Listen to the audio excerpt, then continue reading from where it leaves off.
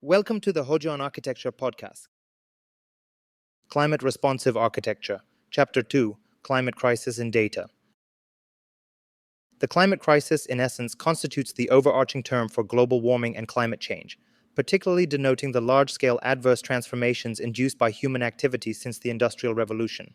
This epoch, also referred to as the Anthropocene, has been characterized by a series of profound shifts that have acquired the capacity to threaten the normal functioning of the Earth's planetary system.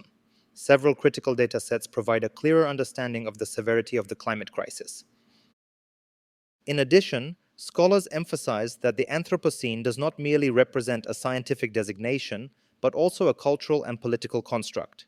It marks a historical rupture wherein human societies have become geological agents, reshaping atmospheric composition, hydrological cycles, and biodiversity to an unprecedented degree. This awareness has triggered an interdisciplinary debate on the role of governance, ethics, and justice in confronting climate change, given that its impacts are disproportionately distributed across regions and populations. According to scientific data, the average global temperature has already risen by around 1.5 degrees compared to the pre-industrial era.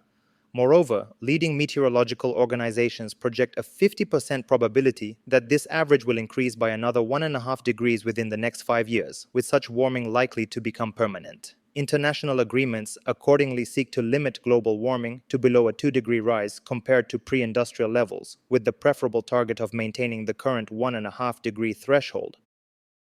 Beyond temperature thresholds, it is essential to recognize that the climate crisis functions as a threat multiplier. Rising temperatures interact with pre-existing vulnerabilities such as food insecurity, water scarcity, urbanization, and fragile political institutions. For example, drought-induced crop failures have been shown to exacerbate regional conflicts and migration pressures. At the same time, extreme weather events place additional strain on urban infrastructures in both developed and developing contexts.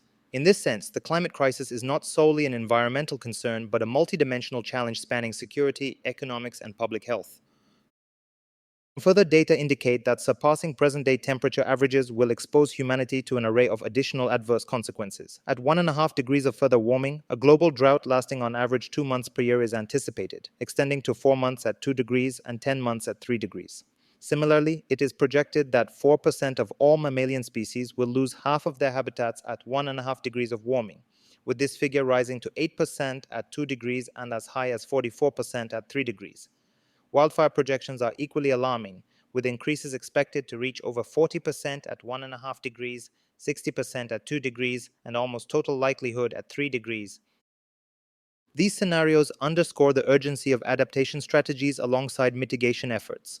While reducing greenhouse gas emissions remains central, adaptation policies such as resilient infrastructure design, climate-smart agriculture, and coastal defense systems are increasingly vital. Furthermore, the Global South, often the least responsible for emissions, bears the highest costs of adaptation, raising pressing questions of equity and climate justice. International funding mechanisms have been developed to address these disparities, yet challenges of implementation and accountability persist. Comparable forecasts suggest that by the end of this century, sea levels could rise by around half a meter under a 1.5-degree warming scenario, slightly more under 2 degrees, and up to several meters under 3 degrees of warming. Collectively, these data demonstrate that some regions of the world will become uninhabitable, resulting in the displacement of millions and the emergence of climate migrants. The World Health Organization, therefore, identifies climate change as the greatest threat to global health in the 21st century. It is not only a challenge of science and policy, but also one that reshapes how societies understand survival, resilience, and shared responsibility. In this sense, the climate crisis compels us to rethink our cultural, economic, and technological systems in their entirety. In the next episode, we will turn to one of the most critical dimensions of this rethinking, the role of architecture. Through new data and analysis, we will explore how the built environment both contributes to and mitigates the crisis, and why design has become central to the question of planetary habitability. This is the end of Climate Responsive Architecture, Chapter 2, Climate Crisis in Data. Thanks for listening. See you in the next episode.